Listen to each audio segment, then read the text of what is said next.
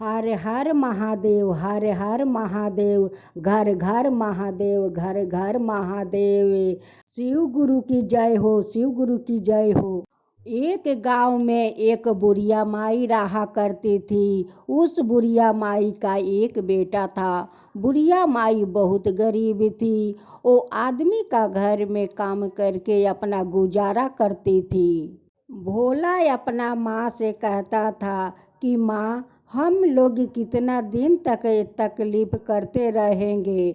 माँ कहती है कि बेटा, जितना दिन तक भगवान हम लोग का नसीब में दुख लिख दिए है, उतना दिन तक हम लोग का दुख तो करना ही होगा बेटा, करना ही होगा। वो कहते हैं कि माँ, सबिन का घर द्वार तो बहुत अच्छा है माँ, लेकिन हम लोग तो टूटे हुए घर में रहते हैं। क्या करें माँ, हम लोग का कैसे घर होगा माँ। भोला जब कहीं बाहर जाता था, वो जहाँ भोलेनाथ का मंदिर मिल जाता था, वहीं पर जाकर अपना माँ के लिए दुआ करता था कि हे भगवान, मेरी माँ को रक्षा कीजिए, मेरी माँ को कुछ मत होने दीजिए। हे भोलेनाथ, मेरी माँ का कुछ मत होने दीजिए। भोलेनाथ, मेरी माँ का कुछ मत होने दीजिए। अगर मेरी माँ को कुछ हो गया तो हम लोग क्या खाएंगे भोलेनाथ, कैसे रहेंगे भोलेनाथ। उसके लिए आपको मेरी माँ को रक्षा करना होगा भोलेनाथ। माँ बेटा बहुत तकलीफ में गुजर रहे थे। वो करता तो क्या करता, भोला तो छोटा था। देखते देखते दिन बीतने लगा, भोला बड़ा होने लगा, उनकी माँ को वयस होने लगे। एक दिन भोला के माँ काम पर से आकर सो जाती है, क्योंकि उनकी तबीयत बहुत खराब था, उसलिए जाकर सो गई। जब भोला बाहर से आकर देखता है कि मेरी माँ तो सोई हुई है, लगता है मेरे माँ को तबीयत खराब है, वो कोका रही थी। अब तो भोला को चिंता लग गया कि मेरी माँ को तो बुखार हुआ है, अब हम क्या करें। घर में तो कोई पैसा नहीं है कि मैं अपना माँ को लिए दवा ले आऊं। भोला बहुत होशियार था। एक दिन भोला काम का तलाश में जा रहा था। देखता है कि रास्ते में 4-5 औरतें वो शिव चर्चा करके आ रही थी और सभी ने अपना हाथ में प्रसादी लिए हुई थी। भोला जाकर कहता है कि माई, थोड़ा प्रसाद मिलेगा, मेरी माँ बहुत बीमार है और हमारा भी तो पैसा नहीं है कि माँ को मैं दवा खिला सकूँ। माई, थोड़ा प्रसाद मुझे दो। वो 5 औरत है प्रसाद देती है और कहती है कि बेटा ले जा, तू अपना माँ का प्रसाद खिला देना, देखना शिव गुरु सब ठीक कर देंगे। जब भोला प्रसाद लिया कर अपना माँ को खिलाता है, माँ थोड़ी देर के बाद ठीक हो जाती है। भोला कहता है कि शिव गुरु का प्रसाद में कितना चमत्कार है, देखो मेरी माँ को शिव गुरु का प्रसाद खिला दिया और मेरी माँ तो ठीक हो गई। उस दिन से भोला शाम को सोते समय 108 बार शिव गुरु का जप करता था। जब सुबह में उठता तो 108 बार शिव गुरु का जप करता, तब जाकर बाहर जाता था। देखते देखते भोला 18 बरस के हो जाता है। अपना माँ से कहता है कि माँ, अब तुम आराम करो, मैं जाती हूँ काम का तलाश में, अगर काम मिल जाएगा तो मैं काम करूँगी माँ, तब तुम्हें काम नहीं करना पड़ेगा माँ। भोला काम का तलाश में जाता है और शिव गुरु का नाम लेते जाता है। जाते जाते एक साहूकार का दुकान पर पहुंच जाता है और कहता है कि मालिक, आप मुझे काम दीजिए। वो कहते हैं कि दुकान पर तो कोई काम नहीं है, तू मेरा घर में काम करेगा। भोला कहता है कि हाँ मालिक, मैं घर में काम करूँगी। वो साहूकार साहूकार भोला का काम दिखाता है कि देख भोला, मेरी अंगना से लेकर द्वार तक झाड़ू लगाना होगा। मेरी एक गाय है, उस गाय का गोबर करना होगा, गाय का चारा खिलाना होगा, सफाइया करना होगा। और कुछ घर में भेड़ा है, उस भेड़ा को घर भी साफा करना होगा। साहूकार ने बहुत कंजूस था। अपना दुकान पर अपना पत्नी को बैठा कर रखता था, खुद भेड़ा चराने वो जंगल में चला जाता था। एक दिन साहूकार का कहीं काम का सिलसिले में जाना था। साहूकार कहता है भोला से कि भोला, आज तो मुझे बाहर कुछ काम के सिलसिले में जाना है, तुम आज भेड़ा ले जाएगा।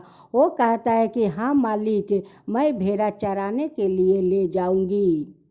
उस दिन भोला भेड़ा जंगल में चराने ले गया और भेड़ा को गनता है। कहता है कि छौठो भेड़ा है। वो भेड़ा को जंगल में छोड़कर एक घास के भीरी बैठ जाता है, बैठे बैठे वहीं पर सो जाता है। उस जंगल में एक राक्षस रहता था कि उस जंगल में उसके चलते एक जानवर भी नहीं बचता था, वो सभी जानवरों को पकड़ कर खा जाता था।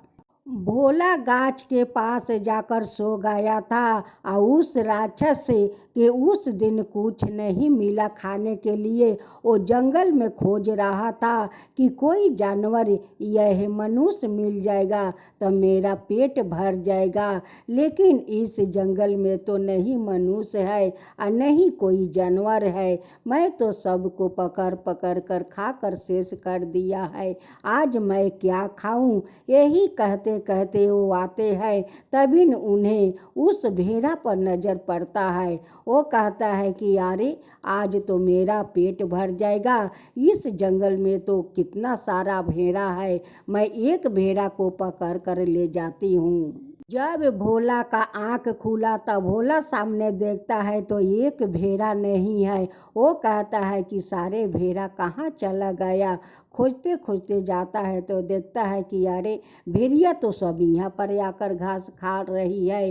वो भेड़ा को गनता है तो भेड़ा तो एक कम हो गया है, वो 5 भेड़ा है, एक तो। अब तो भोला बहुत चिंता करता है कि अगर साहूकार हमसे कहेगा कि तुम भेड़ा ले गया था तो एक भेड़ा क्या किया, तुम भेड़ा गायब किया है तो तुम जाओ भेड़ा को ले आओ। अगर मैं भेड़ा नहीं ले आई तो साहूकार तो मुझे काम से निकाल देगा, तो मैं क्या करूँगी भोलेनाथ, मैं क्या करूँगी। जब भोला भेड़ा लेकर घर जाता है तो साहूकार अपना भेड़ा को गनता है और कहता है कि एक भेड़ा तो कम है, कहाँ है भेड़ा। वो कहता है भोला कि मालिक, भेड़ा तो घास खा रहे थे, ना जाने एक भेड़ा कैसे गायब हो गया मालिक। अब तो साहूकार भोला को काम से निकाल देता है। भोला रोते रोते घर जाता है या माँ से कहता है कि माँ, साहूकार तो मुझे काम से निकाल दिया माँ, अब क्या होगा माँ, अब क्या होगा। अब तो साहूकार पैसा भी नहीं देंगे, वो 1 महीना का पैसा तो काट लेंगे माँ। भोला का माँ कहती है कि बेटा, भेड़ा जाएगी कहाँ, उसी जंगल में कहीं घास खा रही होगी, जाओ अच्छा से भेड़ा को खोजो, भेड़ा मिल जाएगा, तुम जाओ। भोला रोते रोते उस जंगल के तरफ जाता है और भेड़ा को खोजता है। एक चील डाल पर बैठे हुए थे। चील कहता है कि भोला रोते रोते कहाँ जाता है। चील उस डाल से उतर कर नीचे आते हैं और कहते हैं कि भोला, तुम कहाँ जाते हो, क्यों रोते हो। वो कहता है कि चील भैया देख। भोला कहता है कि चील भैया, मैं तो साहूकार का घर में काम करता हूँ, आज साहूकार का मैं भेड़ा चराने के लिए ले आया था, एक भेड़ा गायब है। उस भेड़ा के कारण देखो चील भैया, वो तो हमें घर से निकाल दिया, 1 महीना का पैसा मुझे नहीं दिया।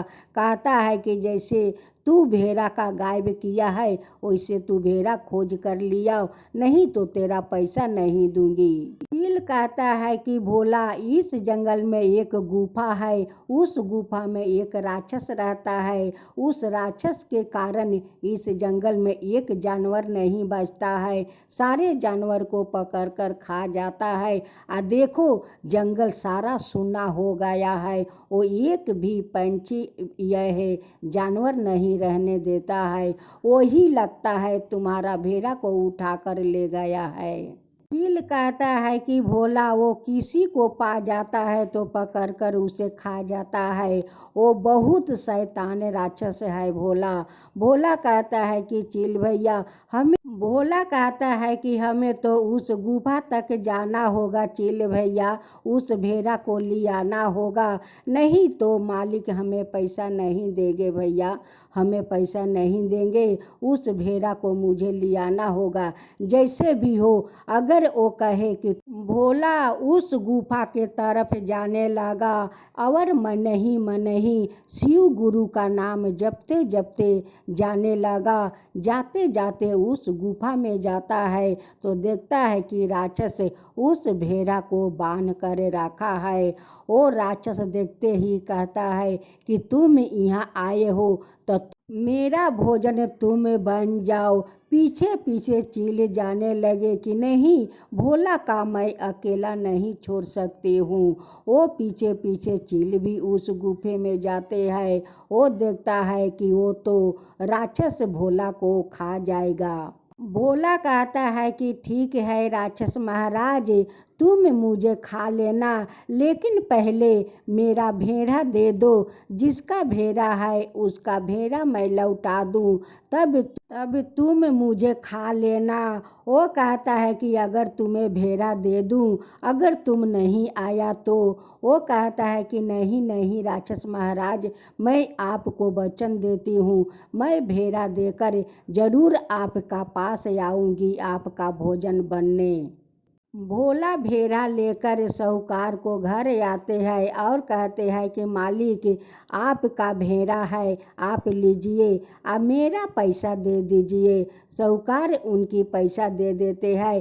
पैसा लेकर भोला अपना घर जाता है और पैसा अपना माँ को देता है। कहता है कि माँ, ये पैसा रखो, मुझे तो बहुत बड़ा काम मिल गया है माँ, मैं जाता हूँ काम करने। आए बेटा, तू बाहर काम करने चला जाएगा तो मैं अकेला कैसे रहूँगी बेटा, कैसे रहूँगी। वो कहता है कि माँ, मुझे तो बाहर काम करने के लिए तो जाना होगा माँ, जाना ही होगा, मुझे जाने दो माँ।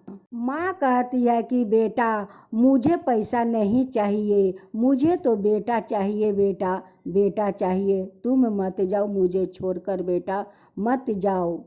भोला तो उस राक्षस को वचन दिया था कि मैं जरूर आऊँगी, वो तो उनकी धर्म निभाना था। भोला उस गुफे में जाते हैं, फिर चील देख कर कहते हैं कि देखो, ये तो राक्षस का पेट में जाने के लिए तैयार है, नहीं, मैं इस भोला को मैं जाने अकेला नहीं दूंगी, मैं भी इनके साथ जाऊंगी। जब भोला उस गुफा में जाता है, राक्षस देख कर कहता है कि ये लड़का तो अपना जबान का पाका है, वो तो मेरे पेट में भोजन बनने के लिए वो तो चले आए। अब तो राक्षस बहुत खुश हो गया और उस भोला को अपना भोजन बना लिया। चील कहता है कि भोला का तो राक्षस अपना भोजन बना लिया, अब मैं क्या करूं, इस भोला को मैं जीवित कैसे करूं। अब तो वो चील सोचने लगा कि एक जादूगर है, उसी जादूगर के पास ये सारे हड्डी बिटोर कर मैं जाती हूँ, उस जादूगर ये भोला को जीवित कर देगा। चील जाकर कहता है जादूगर, ए जादूगर। जादूगर कहता है कि चील क्या हुआ, क्या बात है, तुम क्यों घबराए हुए हो। वो कहते हैं कि देखो जादूगर, इस भोला को तो राक्षस खा गया है, उनकी सारे हड्डी मैं बिटोर कर ले आई हूँ, इसको आप जीवित कर दो। उस जादूगर ने चील से कहता है कि चील, इसके तो तुम भी जीवित कर सकते हो। चील कहता है कि वो कैसे होगा जादूगर। वो कहता है कि हाँ। जादूगर कहता है कि इन्हें जीवित करने के लिए जड़ी बूटी ले आना होगा। चील कहता है कि उस जड़ी बूटी कहाँ मिलेगा।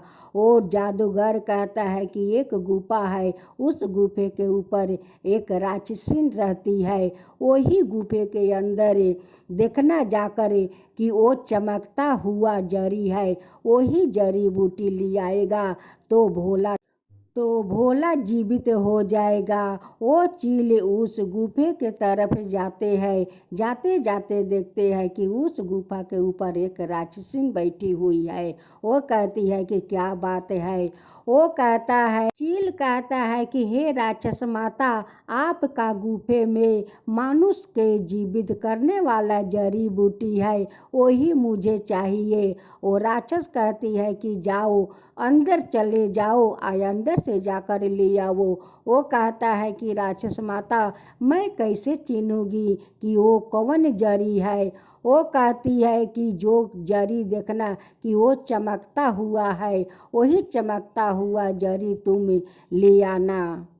चील अंदर जाकर देखता है कि सारी जड़ी बूटी तो चमक रहा है। एक जड़ी अजीब चमक था। वो कहता है कि वही जड़ी होगा। वही जड़ी लेकर चील चले आते हैं और वो जादूगर के पास पहुंच जाता है। वो जादूगर उस जड़ी को पीस कर और उस हड्डी पर डाल देता है और भोला जीवित हो जाता है। भोला कहता है कि अरे मैं कैसे जीवित हो गया, मुझे तो राक्षस खा गया था, मैं तो राक्षस के पेट में चला गया था, अब मैं जीवित कैसे हो गया। जादूगर कहता है कि इस चील के कारण तुम जीवित हुआ है, यही चील तुम्हें जीवित किया है। भोला उस चील को कहता है कि ये मेरे भाई है, ये मेरे भाई हमारा जीवन दान दिया है, इसकी वजह से मैं जीवित हुआ हूँ। आज से ये मेरा भाई है, ये मेरा साथ रहेगा। वो जादूगर कहता है कि भोला इस पोटली का ले जाओ, बहुत संभाल कर ले जाना अपना घर, इसमें बहुत सारा धन है। भोला उस जादूगर का धन्यवाद देकर और चील को अपना साथ लेकर सोझा भोलेनाथ का मंदिर जाते हैं और भोलेनाथ को धन्यवाद देते हैं कि हे भोलेनाथ, आपको तो कृपा महिमा अपरंपार है, आप तो बहुत कृपालु है, आप तो बहुत दयालु है भोलेनाथ, बहुत दयालु है। आप मुझे एक इंसान जैसा भाई दिया भोलेनाथ, भाई दिया। एक साधु मुझे मदद किया, एक पोटली देकर मदद किया। हे भोलेनाथ, ये तो सारे कृपा आप पर जाते हैं भोलेनाथ, ये तो सारा कृपा आपका है भोलेनाथ। भोला अपना घर जाता है और पोटली खोल कर देखता है तो उसमें बहुत सारा सोना का मोहर है। उस मोहर से अपना एक महल बनाता है, घर में धन भर लेता है। भर कर कहता है माँ से कि माँ, तू भी अपना घर में शिव चर्चा करवा लो माँ। उनकी माँ भोला का बात सुनकर सारे शिष्या बहना को बुलाती है घर में, बुलाकर बहुत अच्छे से शिव चर्चा करवाती है, बहुत धाम-धूम से करवाती है और कहती है कि शिव गुरु का कृपा है कि आज मेरा घर में धन भर गया है, आज मेरा बेटा बहुत समझदार हो गया है। भोला का माँ शिव गुरु से कहती है कि हे शिव गुरु, जैसे मेरे बेटा को बुद्धिमान बनाया, समझदार बनाया, वैसे सारे बेटा को बुद्धिमान बनाइए और सारे बेटा को समझदार बनाइए। हे शिव गुरु, जैसे उस भोला पर आप कृपा किया, उन्हें बुद्धिमान बनाया, उन्हें अन्न से धन दिया, वैसा ही सब कोई का बुद्धिमान बनाइए और सब कोई का अन्न धन दीजिए और सब का ऊपर वैसा ही कृपा कीजिए। हे शिव गुरु, वैसा ही सब का ऊपर कृपा कीजिए। जो आपका कथा कहता है, जो सुनता है, जो हुंकारी पड़ता है, उन सब का ऊपर कृपा कीजिए। हे शिव गुरु, सब का ऊपर कृपा कीजिए। हे भोलेनाथ, सब का ऊपर कृपा कीजिए। शिव गुरु की जय हो, शिव गुरु की जय हो।